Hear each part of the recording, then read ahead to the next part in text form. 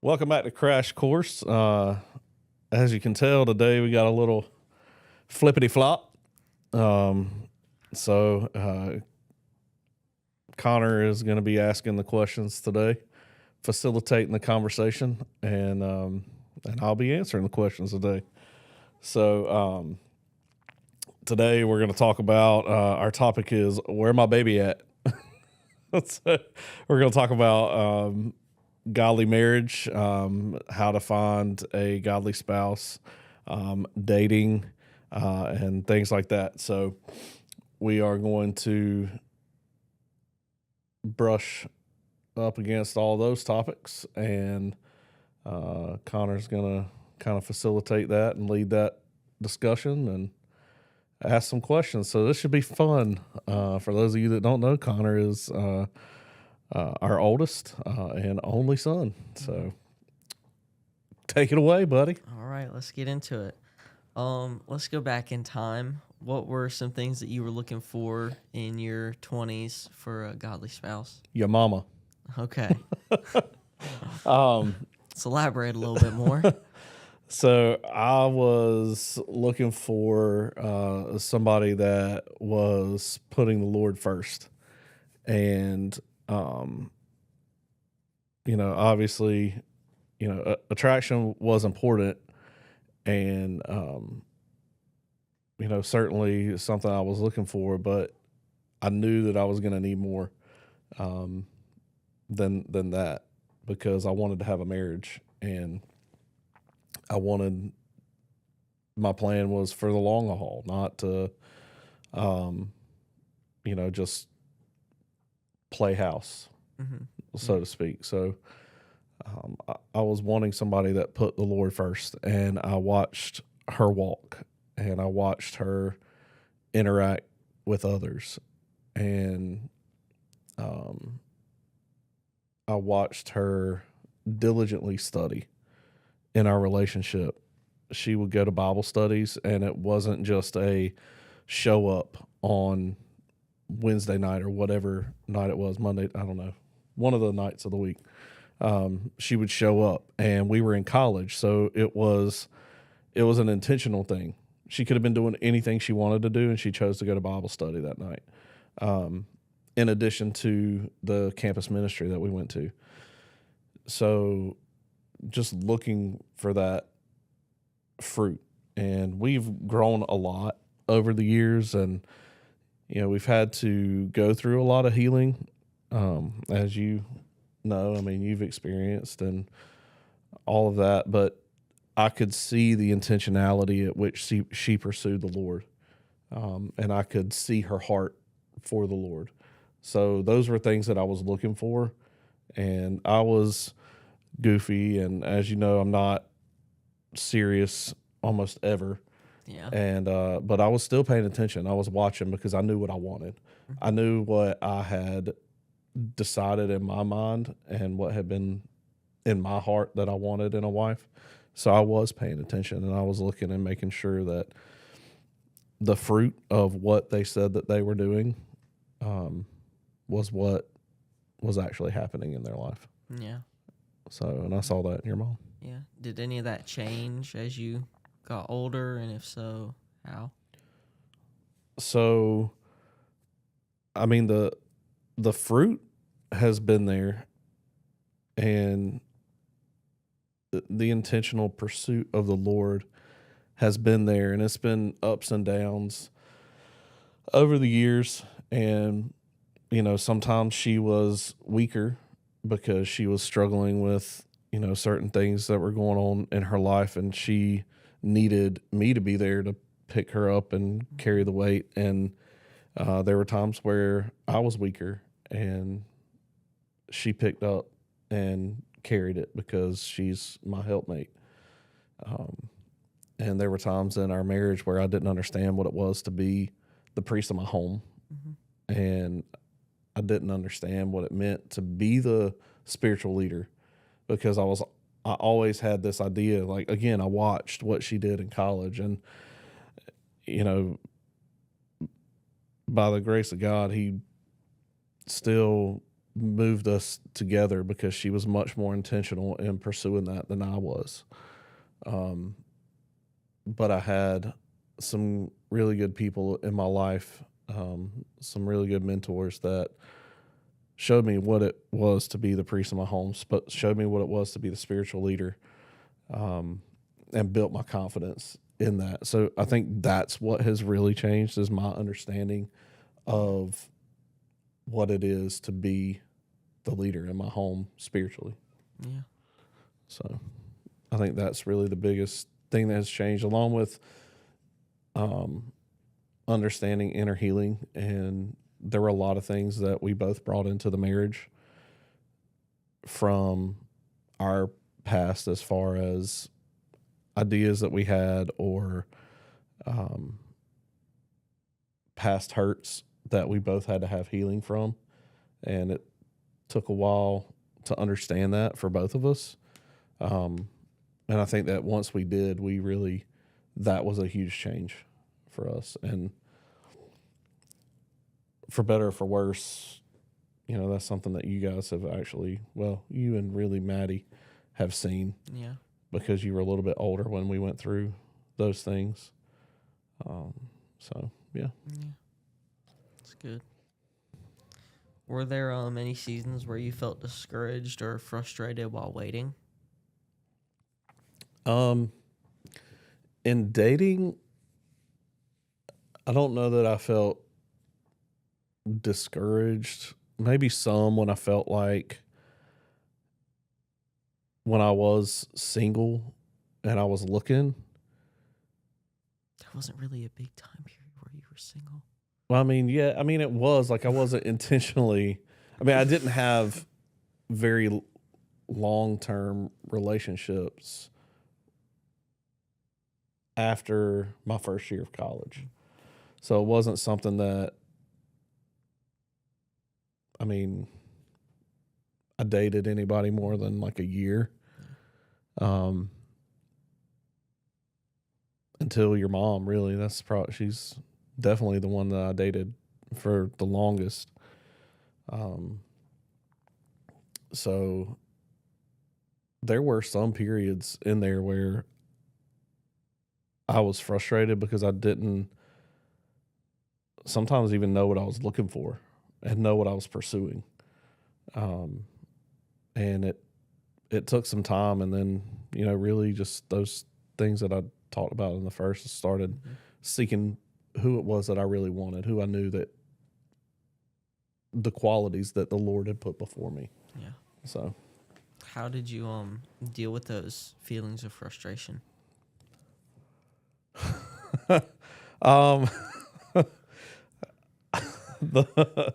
I listened to a lot of emo. So I don't know what else to say about that. So it was a lot of emo on my playlist. We didn't have a lot of text messaging, so that cost like 5 cents a message, and you had to hit the 3 button 3 times to get an F and all that. We had instant messenger, so a lot of away messages that had sad emo lyrics in it or something like that. But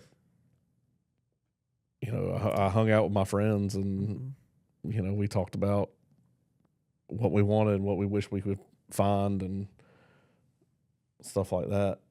Probably not in a super healthy way or really intentionally seeking the Lord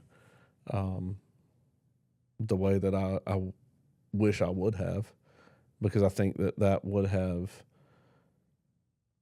given me and your mom a better start. So, Yeah.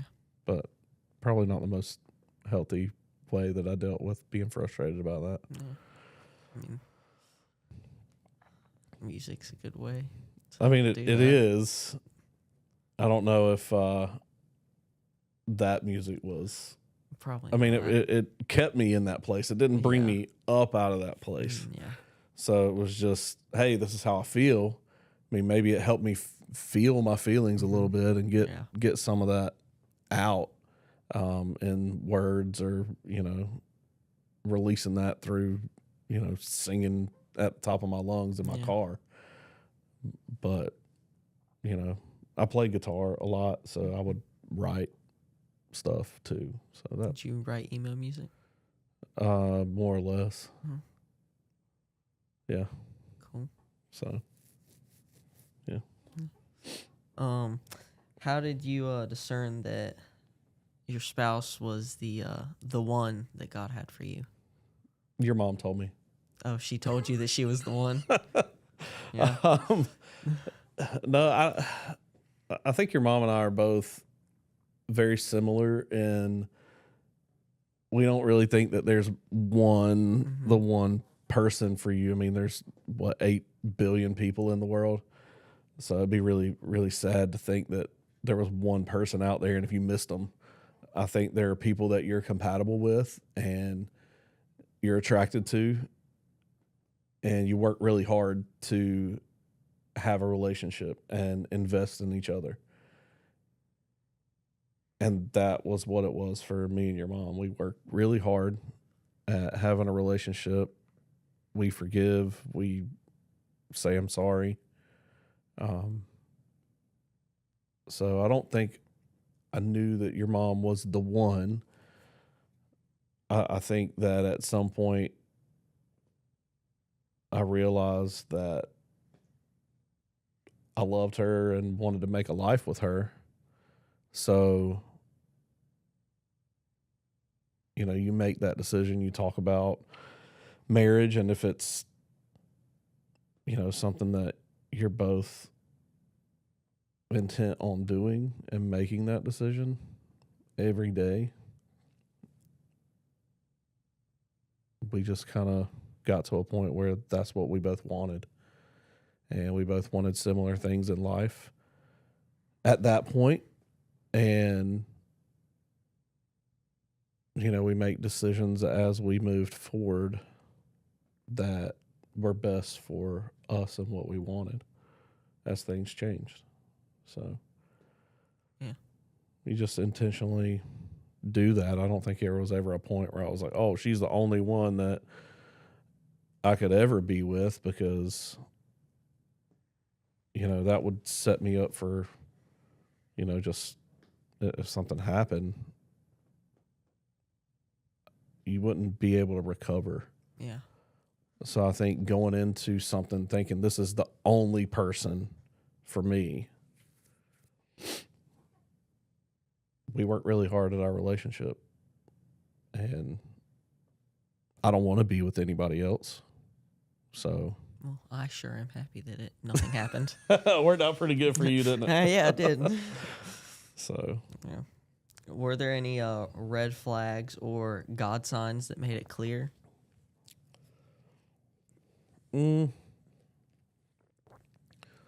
probably a lot of,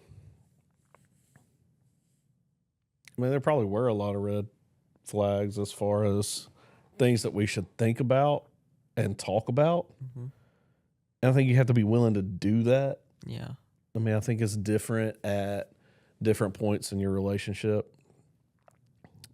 Some things come up right away and you're like, I'm not willing to deal with that and I don't want to work through it. Mm-hmm. If you start dating somebody and you see that, they're not pursuing Christ, they're not actively seeking a relationship with him, they're not going to church. And if that is the thing that is one of the things is on your list, and as a Christian, that should definitely be number one. Are they pursuing the Lord? It would be a huge red flag if they weren't. And I think even though if there was an attraction there, for me, that would have been a hard stop. So if they're not a Christian and you're a Christian, you should not date them? I don't see how that would be a wise idea, because what do we tell you in dating? You date why? To marry. Because you're not dating to have fun. You date someone to determine if they are a good partner for you. Mm-hmm. If they're going to push you towards Christ and not pull you away from Christ. Yeah. So if they're not even pursuing Christ, that's red flag number one. automatic stop. That would have been an automatic stop for me. Yeah. It would have been an automatic stop for your mom. If you're not pursuing Christ, if you're not active in that, we're not even going any further. And there are other things that may be on your list that are deal breakers, that are hard stops. You know, you may make a decision or have something on your list that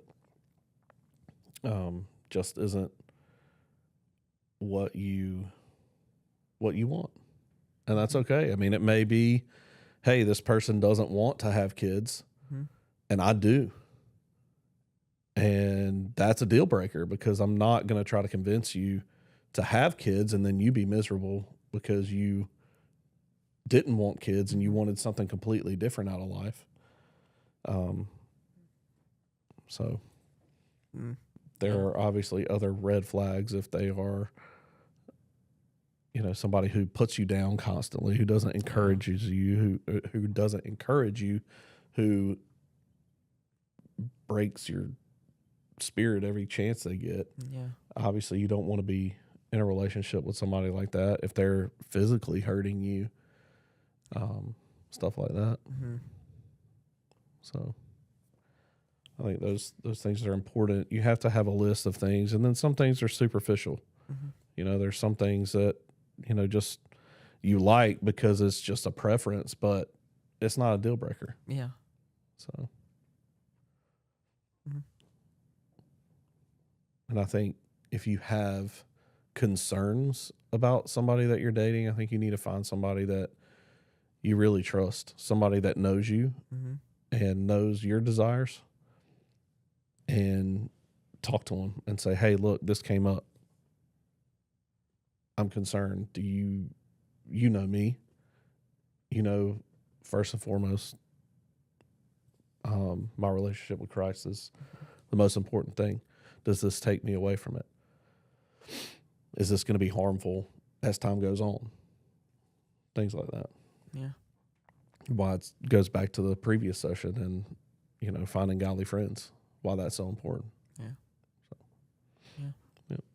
Yeah. Did you ever date somebody or any multiple people that you thought was the one and it turned out not to be?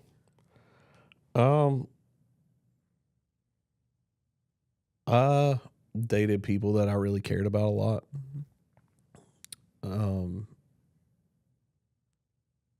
I dated people that I invested a lot of time in. Maybe thought I was pretty young. So, you know, I was like, well, maybe this could work out pretty good. But I never got to the point where I was actually thinking about getting married to that person. It was all, you know, just spending time together, because I've never dated anybody a really long time, long enough to think that marriage was an option with that person at that time. So,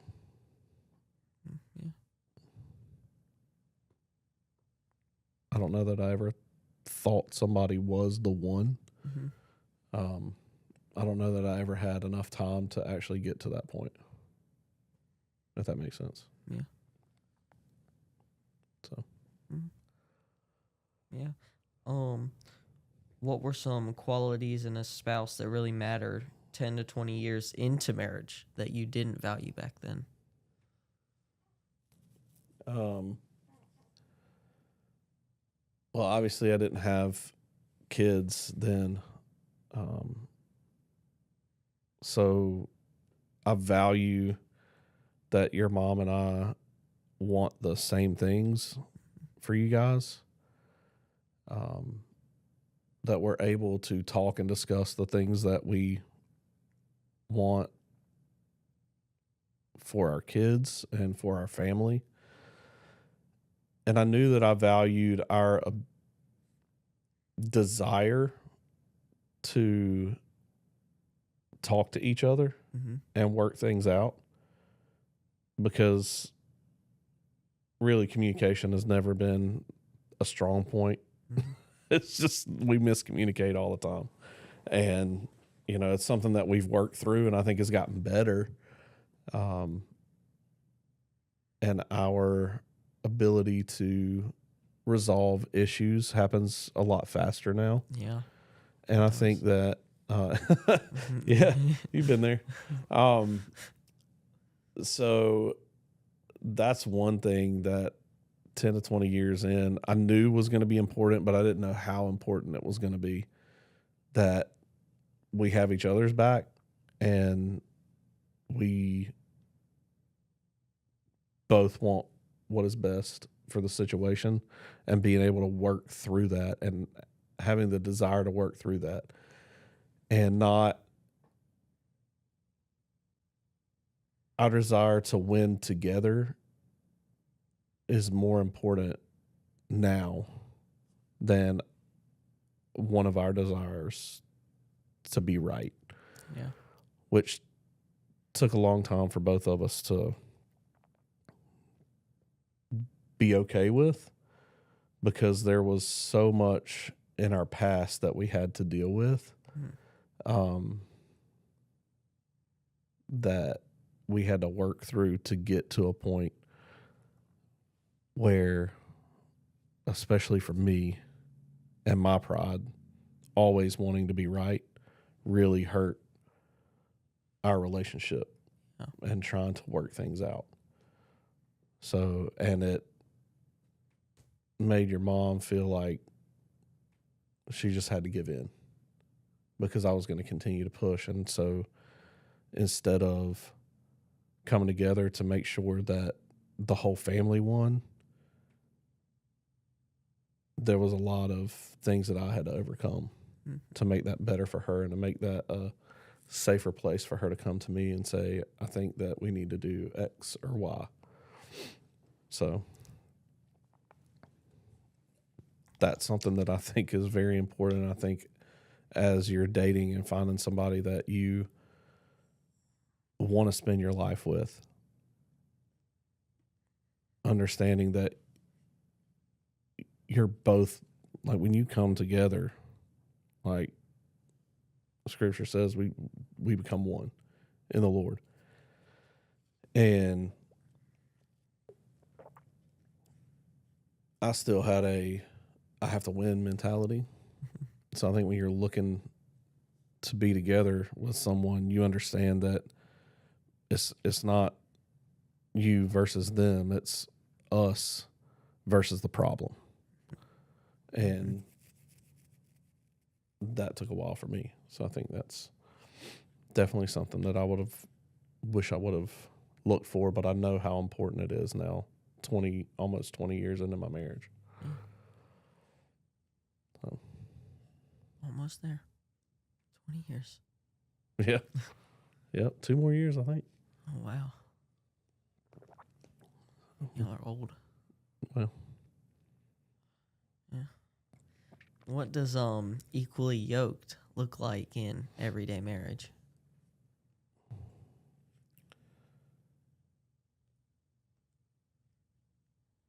So a lot of what I've really already said, we both desire for God to be the center, and we both are pursuing the Lord, both separately and together. Like our decisions are centered on what is the Lord saying to us, what is the Lord leading us to do.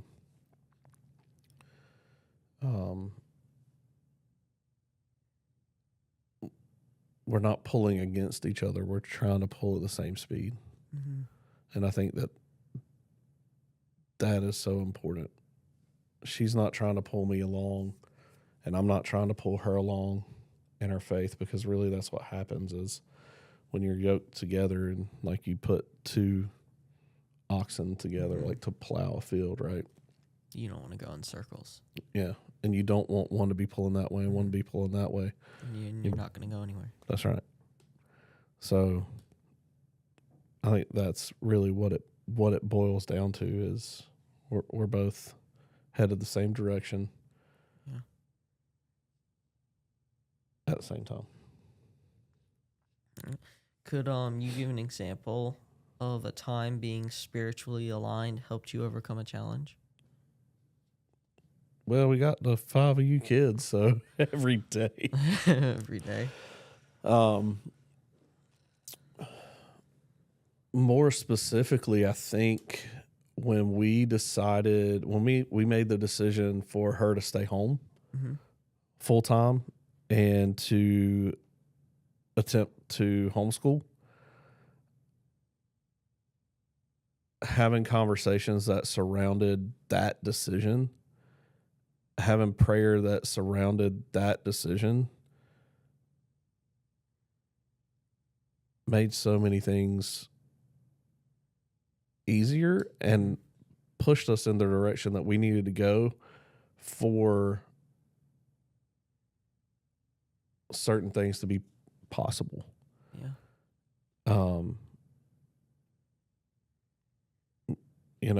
When we decided to homeschool,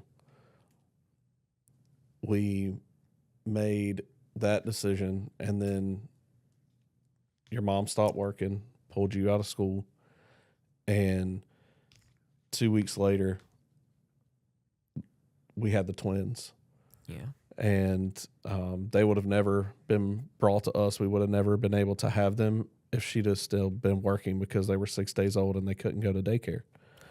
So they needed somebody who was a stay-at-home mom. And we were obedient in that decision to have your mom stay home and start you homeschooling. And in that, it opened the door for us to be able to foster the twins. So we likely would have not been able to foster your sisters had that not been something where we made a decision and we were completely aligned on what we wanted to do and how we needed to move forward as a family. So I think, so many things on the trajectory of our entire family's life rested on being aligned in that decision. And it's crazy to look back at that and see that. So, yep. That's good. It's pretty cool. Yeah. It's pretty cool when you're obedient. Like, just the blessing that comes out of being obedient to the Lord. So, yep. Yeah. If you could go back to your 22-year-old self, what would you say to them about choosing a spouse? Choose Melissa. Okay. Weren't y'all already dating at 22? Oh, at 22, yeah, we were married. Oh. Got married in 2007. So, yeah, I was 22.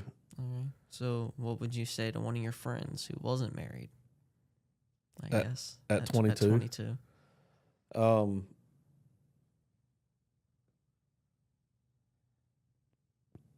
Don't compromise on their relationship with Christ. If you're going to compromise on something, don't let it be that.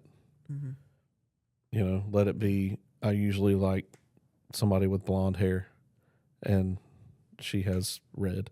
Or I usually like somebody that is 6'5" and they're 5'10", 5'9". That's an outward thing. You can find somebody that's 6'10", and you usually like people who are taller, but their relationship with Christ is non-existent. Yeah. Don't compromise on the relationship with Christ. Don't compromise on how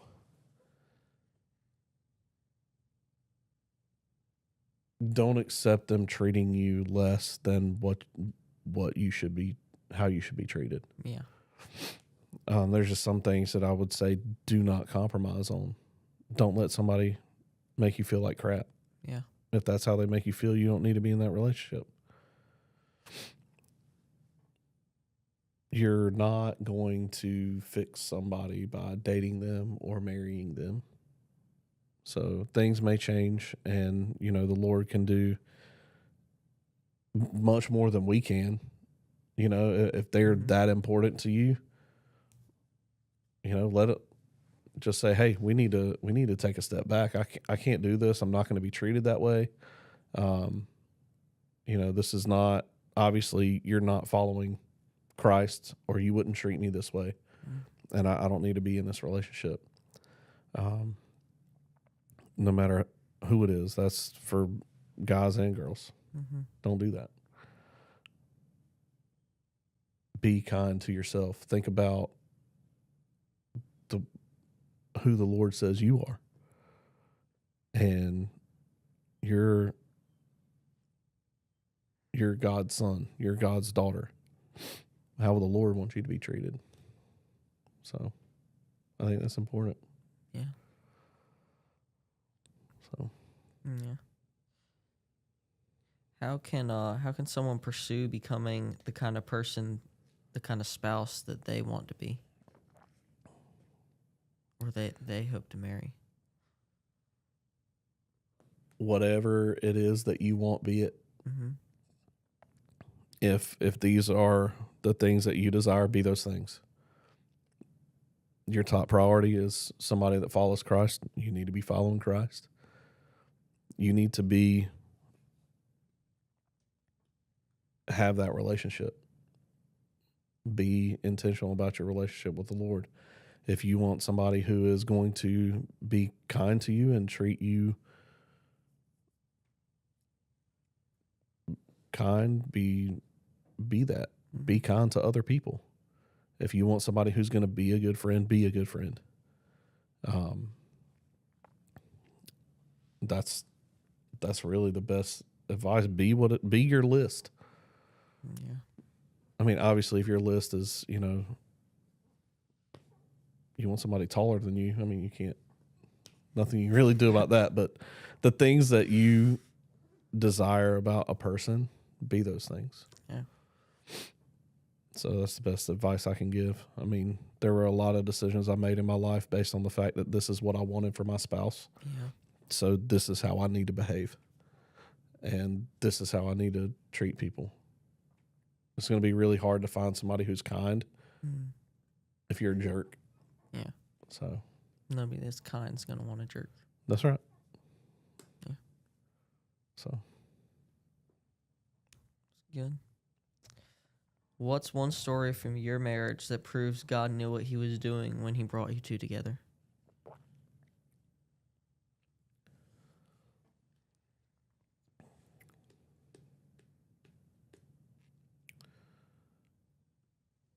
your mom and I are better at everything when we do it together.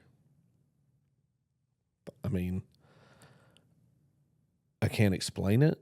I can't, I mean, other than God. I mean, anything that I've tried to do apart, like just myself, Mhm. I'm not as good as when your mom is there helping me. She is my helpmate.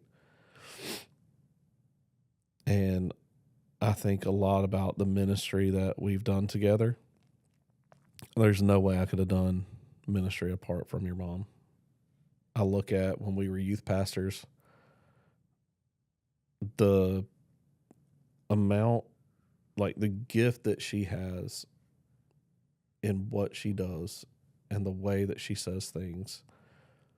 And she's a straight shooter. She is not going to sugarcoat things. She's just going to tell you how it is. Yeah. And people keep coming back like they want somebody that's going to tell them the truth. Um, she is very kind. She is very loving. And I think because she is those things, she is not willing to not give people the information that they need. And she doesn't she says the truth, but she doesn't say it in a mean way. Yeah, she doesn't. Mhm. She's firm sometimes, Yeah. but it's because she's kind and because she loves people Mm-hmm. and loves God Mm-hmm. that she's that way. And I could not do the things that I've done in ministry without her. Just as simple as that.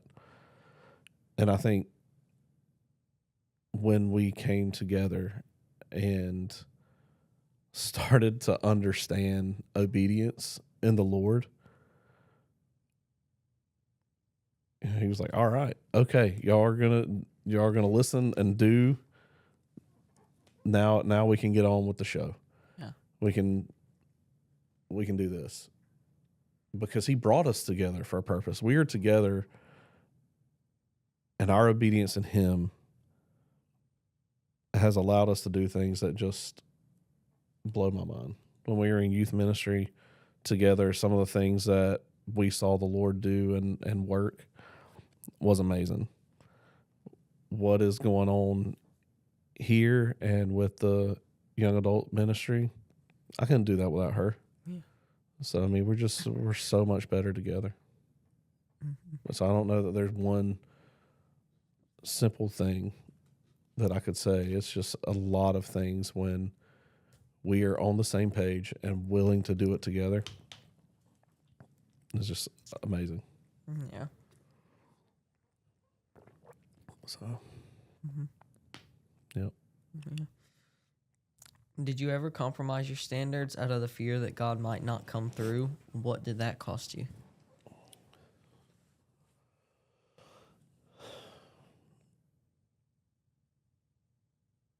I don't think that I compromised on much. Um, I think there were times where I wanted to date people,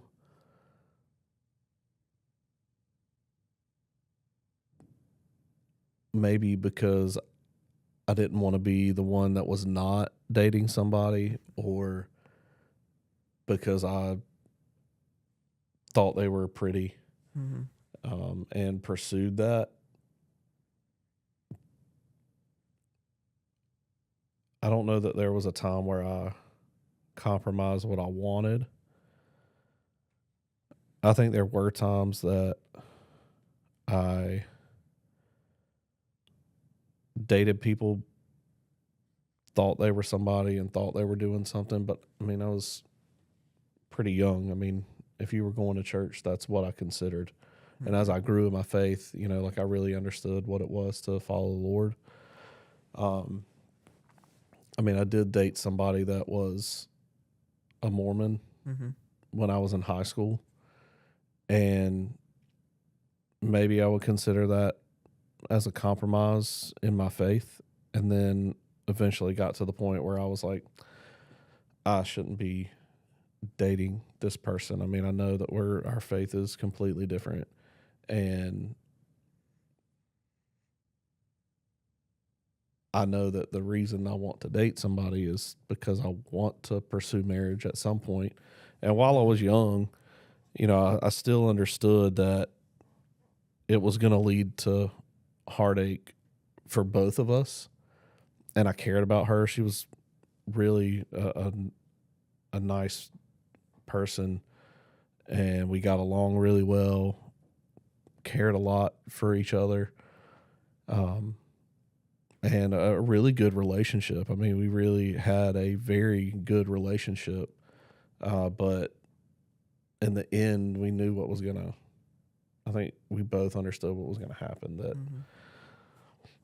it was not probably going to end in marriage. So, Yeah. I mean, a lot of stuff aligned, like morally and all of that, but Mm-hmm. we knew that in the end, it wasn't going to end in marriage. Yeah. So, What part of your heart did God have to heal before you were truly ready for marriage? I think I experienced a lot more healing after we got married. Um, But I will say, before we got married, I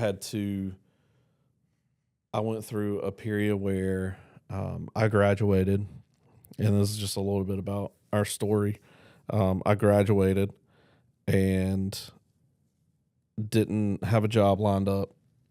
Melissa was still in school, and none of our friends were really getting married. We had maybe a couple of friends who were getting married, and that was about it. All of my friends were, and her friends were still in school or just at that point where they weren't getting married. And I still wanted to be doing things in college, but I had graduated. I needed to find a job, or was coming up on that point. No, I actually had graduated by this time, and just went through a period of, man, this isn't good. I don't know what I'm going to do. How am I going to do this? How can I be married? I don't have a job, or even a job that I like. I had decided I didn't want to pursue the graduate degree that I had spent 4 years in college pursuing. So there was just a lot of stuff going on in my mind. I was beating myself up and allowed myself to be, I wouldn't say that I was depressed, but I was in a depression. Like, I was going through a lot of hard things in my mind. And I didn't, instead of talking to your mom about it, I confided in somebody else, who was a female, and allowed that person to be the person that I relied on, and not your mom.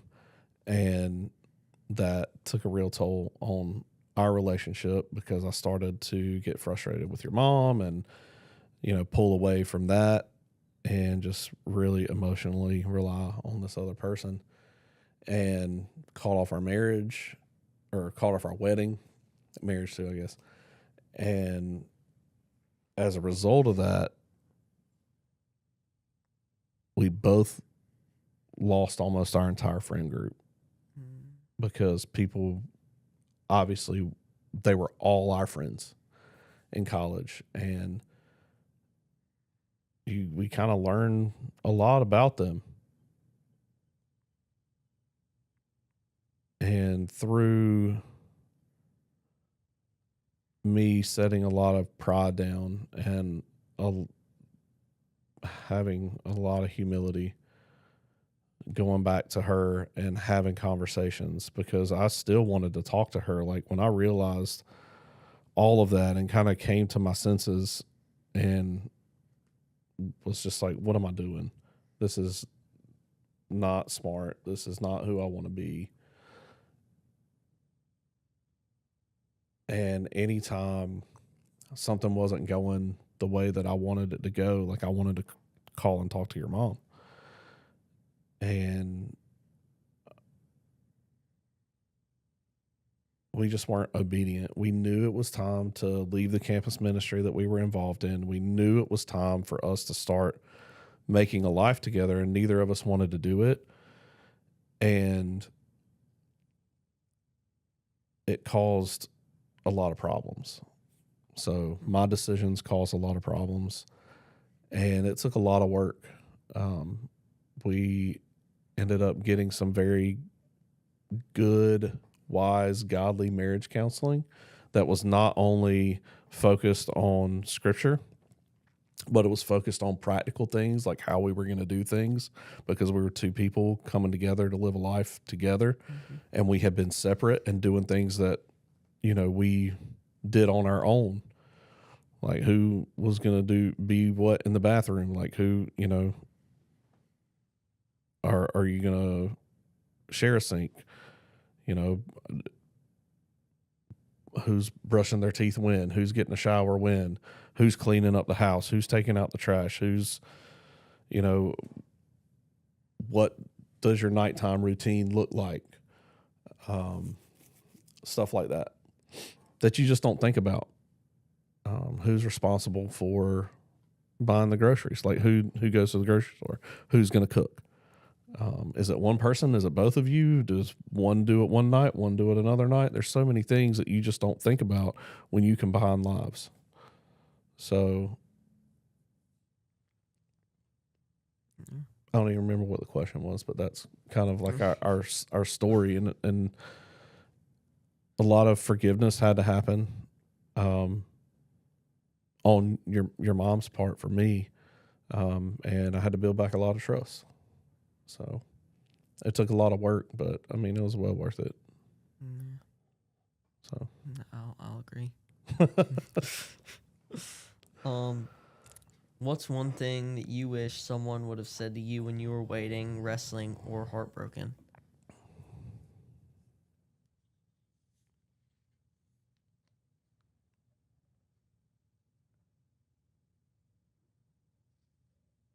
I think I wish that I would have understood the importance of a mentor. Mm-hmm. I wish I would have understood and been able to seek out somebody who was older, who had been there, and was willing to help me get to where I needed to be. And that's something that I just didn't have. I had to do a lot myself because I didn't understand that. I didn't understand what it was to have somebody that had already done it, like Pastor Christian talked about in the last section. You know, somebody that was in front of me that had been there before, that was willing to take time to explain to me what it was to be a godly husband, what it was to look for things when I was dating that were godly, and how to choose that and how to be that. I think is something that I wish that I would have understood. Just that importance. So, and I also wish I would have listened to my best friend at the time. Just like, hey, don't be stupid. Yeah. So, yep. Yeah. That's good. What did you learn about God's love for you outside of a romantic relationship, and how did that shape the way you eventually loved your spouse? So this was 3 years into our marriage, really, when I learned one of the biggest things, and it's something that I talk about with a lot of people who become parents, is understanding the love that God has for you. And I did not fully comprehend that until we had you. And I realized how God feels about me is how I felt about you when I held you as a baby, and just, it wasn't like I had to try. It wasn't like I had to learn. It was as soon as I saw you, I'm like, oh my gosh, like I get it. If this is how I love my child, the love that God must have for me. And that taught me so much about love and what is conditional versus unconditional. So I also think that helped me love your mom in a very different way that I hadn't before.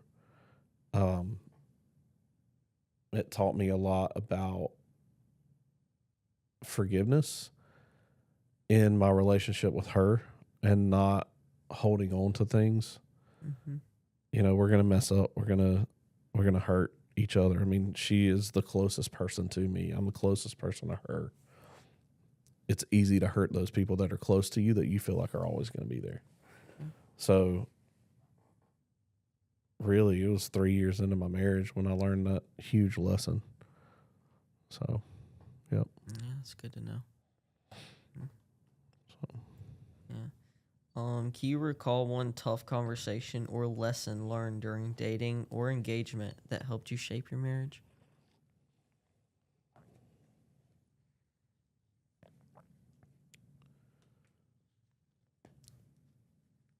I don't know that there was one tough conversation that I remember having.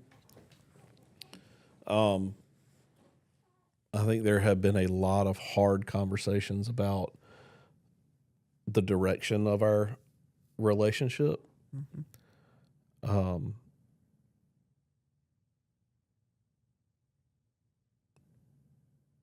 yeah, I don't think there was one. I think it's just a lot of smaller, hard conversations that we've had that really shape it, because it's not really one overarching conversation that was like, man, this really changed the trajectory. You know, I mean, we had a hard conversation when we were going to leave and move to West Virginia of, man, Connor's one. We have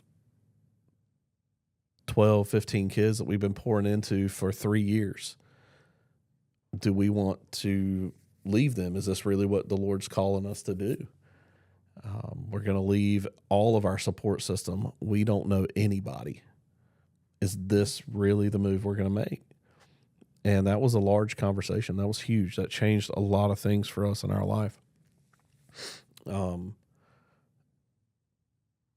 we moved back, that was also a very hard conversation to have. When we decided to do foster care, that was a huge conversation. So it was very small. When we decided to homeschool, that was a hard conversation. So just several difficult conversations that you look back and you see, all right, when we made that decision, you could see if we were headed this way and kept heading this way instead of hitting that fork in the road and taking a different path. You know, what would that have looked like if we never did foster care? What would it have looked like if we never moved to West Virginia? What would it have looked like if we never moved back? What if we, didn't homeschool and you guys were in school? And, there's a lot of things. Our family would look incredibly different. So just a lot of smaller, hard conversations. Yeah. Yeah. All right. Is there anything that we haven't discussed that you think would be important to offer before we wrap this up? Yeah.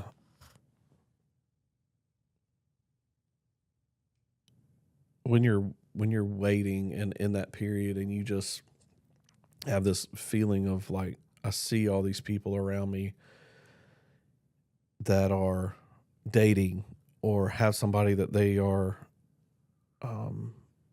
in a relationship with, that they are pursuing marriage or they're getting married or they're having a baby. Taking a deep breath and being content where you are. Like, just take a deep breath and rest in the Lord. Tell him, like, God, my heart's hurt and I want to be married and I want to have a relationship, and just continue to pursue him and ask him to open your eyes to somebody that would be a good person for you. Yeah. That's really hard to sit in. It's really hard to watch everybody else having what it is you feel like you want. When you do find somebody, when you do start dating somebody, don't compromise the important things. Don't think that you're going to get them to come to church and then they'll be a Christian and then, everything will be fine. Don't try to change who they are by dating them. If you meet somebody and they're not a Christian, be concerned about their heart with the Lord more so than, hey, I like this person, I want to date them. Be more concerned of, if they don't have Christ in their life, they're not going to heaven. And take that aspect instead of, man, if I can get them to church, then I can date them because they'll be going to church and they'll fit this bill. So the important things on your list, the non-superficial things that you want, don't compromise. So Because you don't want to not go to heaven because of Yeah. someone. they may You- bring you down. Exactly. They may tear you away from your faith. And then And- you won't be going to heaven. And that's certainly not worth somebody else for however much longer you have on the earth. Because ultimately we're here to serve the Lord. And our our relationship should be pointing people to Christ. And if it's not pointing people to Christ, then we got something wrong. Yeah. In your relationship, talk, communicate, work on that. If you're in a dating relationship, work on communication because it's super important. And don't push boundaries that are not meant to be pushed. Yeah. And we haven't talked a lot about that aspect of things. Talked a little bit about it last session. Not much, but we talked a little bit about it. Yeah. So the boundaries that are in place, especially physically, don't think how far can we go and still be honoring to God. Think what is honoring to God? What is honoring to that other person? And this may not be who you're with forever. Yeah. You know, like just because you're dating them now, something may happen. Make decisions in your relationship that are going to honor that other person regardless of the outcome of the relationship. If you are dating and you are treating somebody respectfully and caring for their heart, regardless of if you end up marrying them or if you end up going your separate ways, that person is going to be is not going to be worse off because you dated. Yeah. If you are, if you go into that relationship and you say, well, we're going to get married, so we'll just go ahead and sleep together. Yeah. It's kind of you- like that. You might not be together. And then you've crossed that boundary that has been put in place for a reason, because when you come together spiritually, that's a bond. Yeah. So It's kind of like that. Not being with somebody that's not a Christian. You don't want to do that. yeah. So protect the other person's heart, protect their reputation, protect their character Yeah. in your relationship. So you might think we're getting married, so what's the harm in going ahead and sleeping together? Yeah. We'll just go ahead and have sex because we're going to get married anyway. So, what's the big deal? It's a huge deal because your mom and I were 3 weeks away from our wedding and I called it off. What if we would have never gotten married and we had made a decision to sleep together before we got married? That would have been harmful to both of us. Yeah. In that. And so that's why I say treat your relationship in a way that honors the other person, whether you stay together or not. Because God says that's saved, that's reserved for marriage and marriage only. Correct. And there are so many reasons for that. I mean, God is trying that's a protection for us. Yeah. It's a protection for our heart. It's a protection for our spirit, our soul. It's a protection for our body physically. Yeah. Because there's so much disease that can come through that. But spiritually, what it connects you Yeah. spiritually. And then you're connected to that person. For the rest of your life. Yep. And you can't undo it. So you know, there's a lot of inner healing that's going to have to happen, and we haven't talked a lot about that, but there's a lot of inner healing that's going to have to happen down the road. So that's one thing that I would really say. Treat the other person in a way that honors them if both of you stay together, because if you stay together, there's no harm in how you've handled your relationship. Yeah. If you end up not being together and you've treated them respectfully and taking care of them, then it's going to be good for both of you. Mm-hmm. So that's what I would say. Yeah, that was good. So thanks for helping me out and being here. And Welcome. I'm happy I could. yeah, this has been fun. Yes. So thanks. You're welcome. Love you, buddy. Love you too.